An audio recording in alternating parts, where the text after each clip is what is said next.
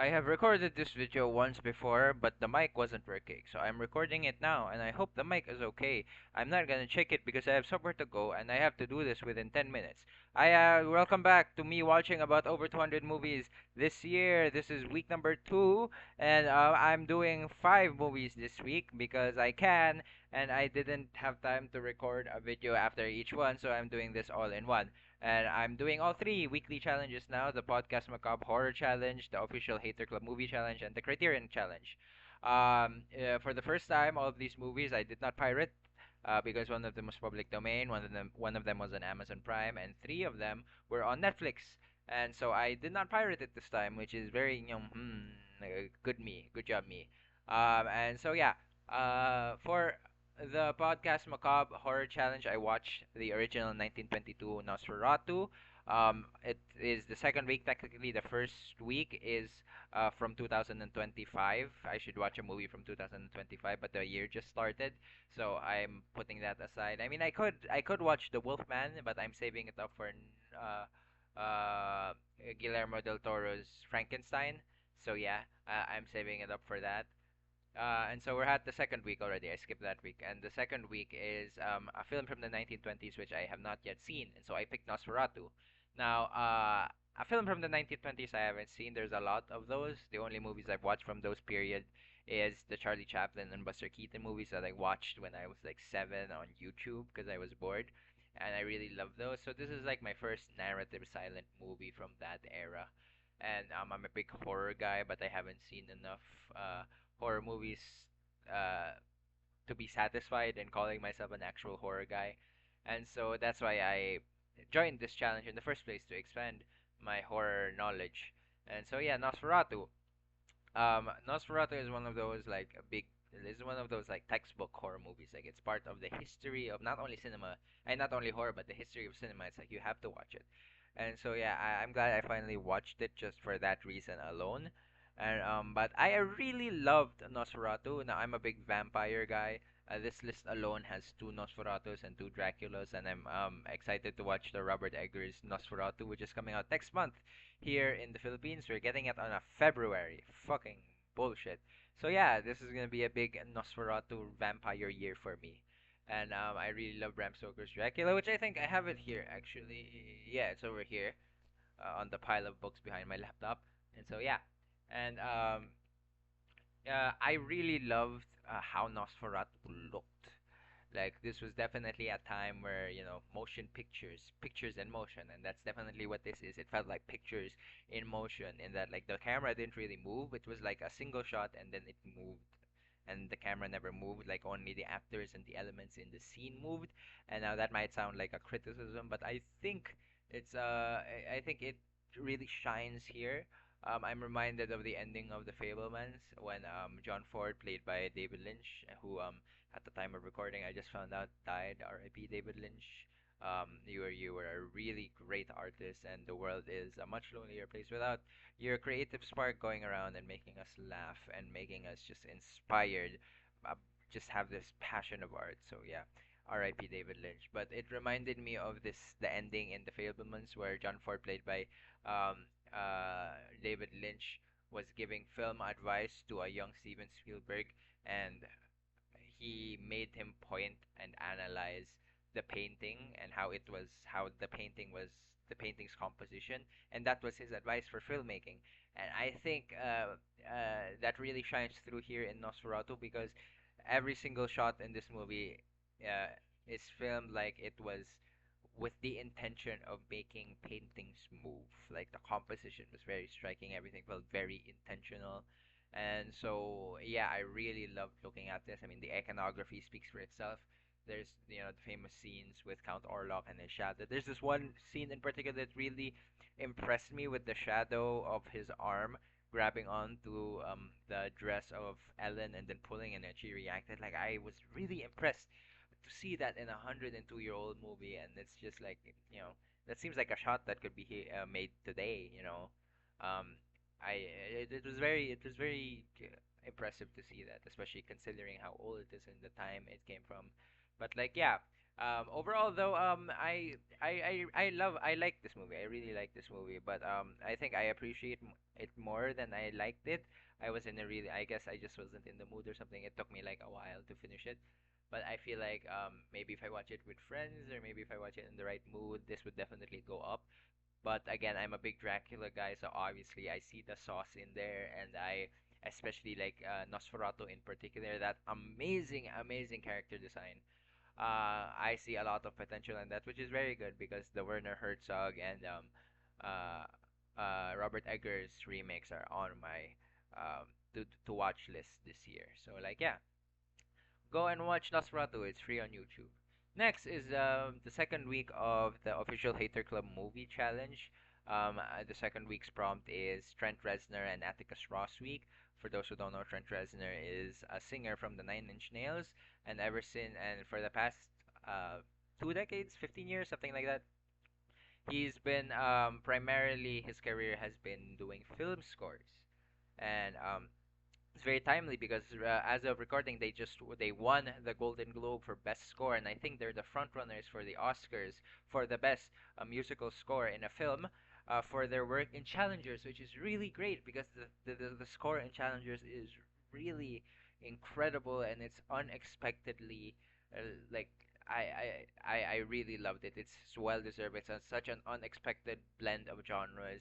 You know, it's like an EDM. It's an EDM fucking film score. That's incredible, and it works so well. It gets you so pumped up. And in their career, Trent Reznor and Atticus Ross, they've mainly worked with two directors, Luca Guadagnino with Challengers and Bones and All, and Queer, which I have to watch, and David Fincher. They made the score to Gone Girl and The Killer, which are really great scores, and The Social Network, which is probably their best work. I'm gonna say that. The Social Network is their best score. I love that understated score so much. Those little piano keys, it's so good. With that being said, they also did The Girl with the Dragon Tattoo, also directed by David Fincher. And after hyping them up so much, it's kind of underwhelming to say that I don't really remember the score with The Girl in the Dragon Tattoo, apart from the opening credits. The opening, I've heard I mean, it's a very famous movie. I've heard things about it, but the thing I've heard the most positively spoken about is the opening credit sequence, and that's saying a lot because David Fincher is known for amazing opening credit sequences. Like Seven and Fight Club are top tier, and I love The Girl with the Dragon Tattoo. I still think Seven has a better opening credit sequence, but The Girl with the Dragon Tattoo is definitely number two in my list. And the score, the music in that really works. The hard metal like synth and it works so perfectly with the snappy editing and the really disturbing black goo and disturbing imagery we see in that sequence. It works really really well. But again, besides that, I don't really remember their score that much. But with the movie itself, um, um, the Girl with the Dragon Tattoo follows Rooney Mara and Daniel Craig as they investigate the uh, disappearance of a woman in a wealthy family. She disappeared when she was a child, and so they're investigating that. And David Fincher is known. Uh, his filmography is kind of a joke right now that it's known as every other movie is a masterpiece, and by extension, every other movie is a dud. Like uh, Seven, Fight Club, Zodiac, The Social Network, Gone Girl, The Killer, mwah, top tier. But then there's also Alien 3, The Game, Panic Room, The Girl with the Dragon Tattoo, The Curious Case of Benjamin Button, Mank, just quote unquote duds. And I have seen every single one of the masterpieces, which has made me a really big David Fincher fan. I don't want to be like a Fincher fanboy, but I think his brand of perfectionism and his meticulousness is just really, really great to see, and it's so rewarding watching his movies. So I've watched all of those quote unquote every other masterpieces, and this is my first quote unquote dud. And as my first of these duds, I have to say it wasn't really that much of a dud for me. And like judging from all these other lesser Fincher works, like I can see how like it won't feel like Fincher, like Benjamin Button, Mank. Like I don't want to judge a movie before watching it, but like that in terms of like feeling like a David Fincher movie, from what I've seen, it didn't feel like that. And The Girl with the Dragon Tattoo has always been known as the ones that felt the closest to be like David Finch in that little valley area of his filmography. And I think it's pretty great. I think again the Girl with the Dragon Tattoo has always been the one that's most well regarded in terms of these quote unquote duds. But I was quite shocked by how familiar it was with Fincher's whole style. Like Fincher is still on his game here.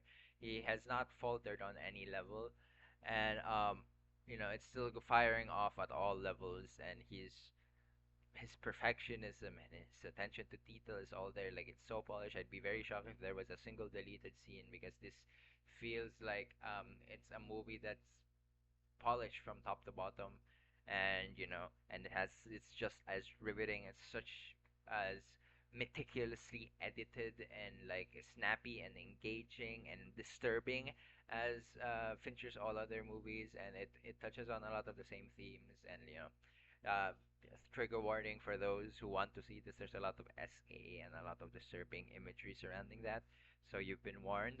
But yeah, I really didn't hate this at all, and my only complaint is it definitely feels like it was written and made as a first installment of a series that has tragically not followed through. I know Rooney Mara really wanted to do it, like during the Sony hack in 2015.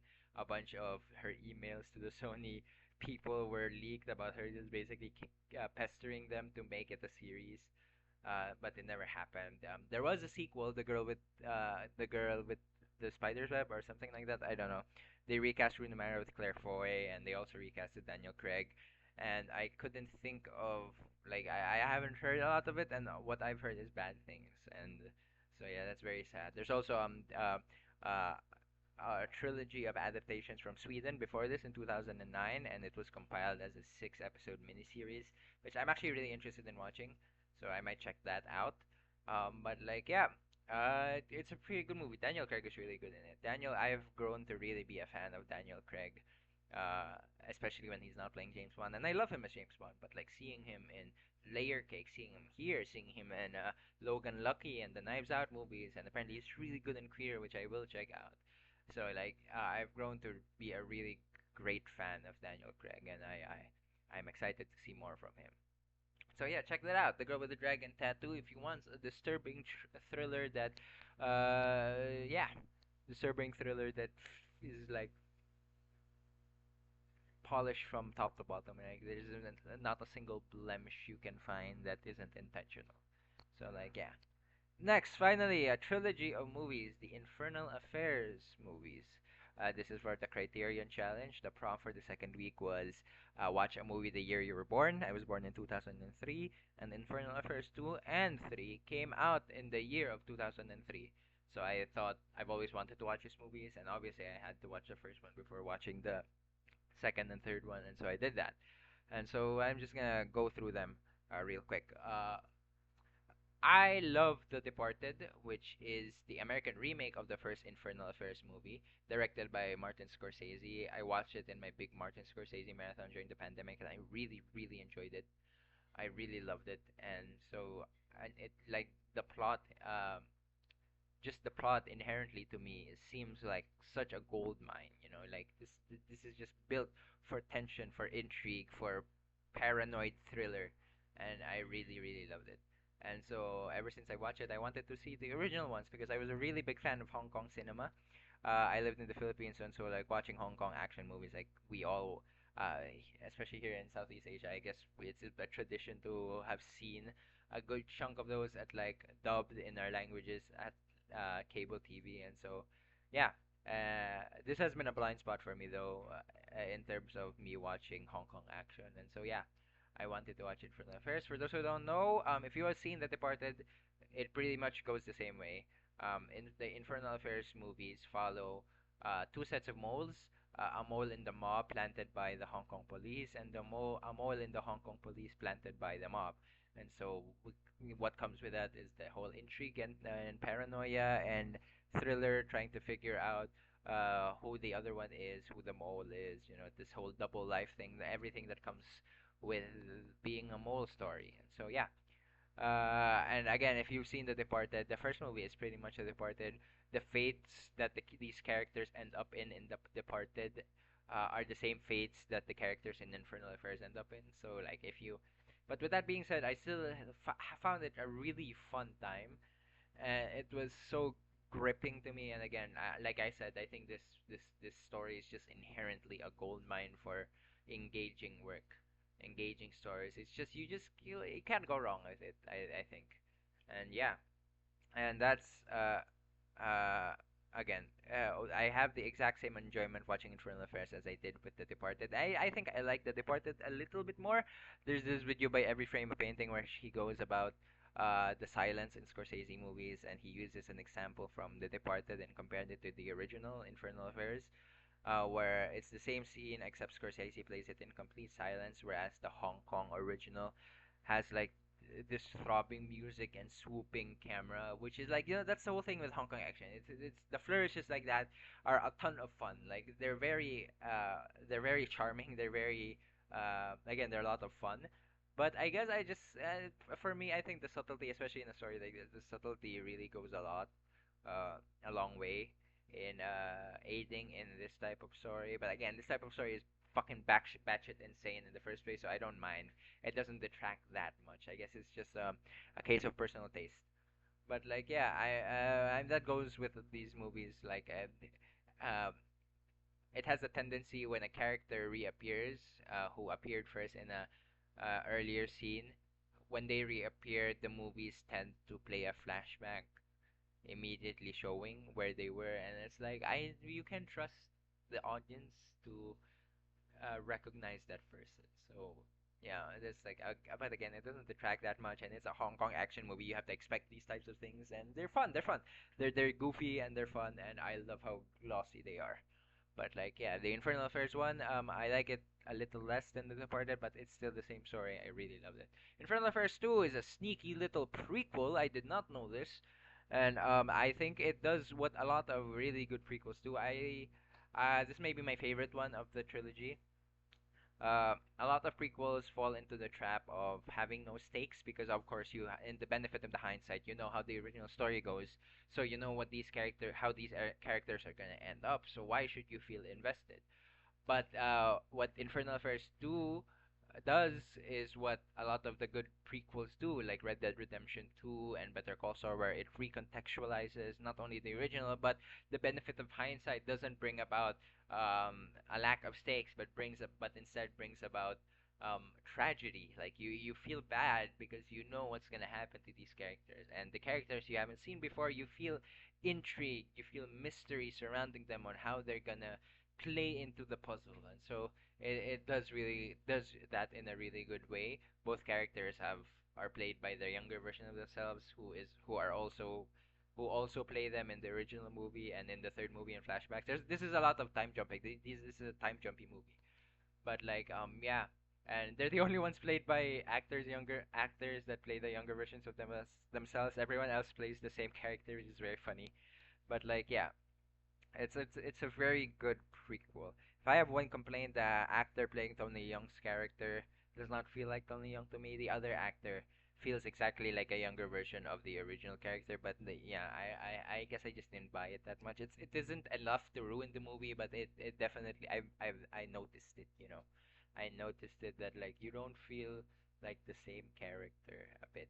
They introduce they introduce some backstory. There's a lot of lore drops here that I think are very fitting, but I think the performance just didn't imitate what that character was, and didn't, as a result, didn't like fully take advantage of that development that they gave. But nevertheless, this is my favorite one of the trilogy, and I highly recommend it after watching the first one, of course. And finally, the third one.